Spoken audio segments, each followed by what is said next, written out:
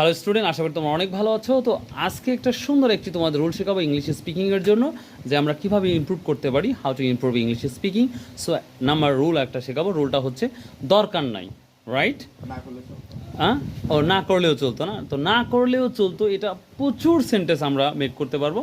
তো আমি প্রথমেই প্রশ্ন করব হচ্ছে সমুদ্রকে, তুমি বলো না করলেও চলতো এরকম একটা সেন্টেন্স বলো। না করলেও চলতো, না খেলেও চলতো, এরকম ধরনের কিছু ওয়ার্ড সেন্টেন্স বলো। আমার ভাত না খেলেও চলতো। ভাত না খেলেও চলতো, তো ট্রান্সলেট এখন তুমি করো। আহ, আমার ভাত না খেলেও আমার চলতো। ভাত না খেলেও চলতো, তাহলে I need not have Eaten? Rice. Eaten rice, Rice. Eaten rice, good, very good. আচ্ছা বলো তো, আমার ঢাকা না গেলেও চলতো। I need not went to Dhaka. I need not have I need not have went to Dhaka. Went, এখানে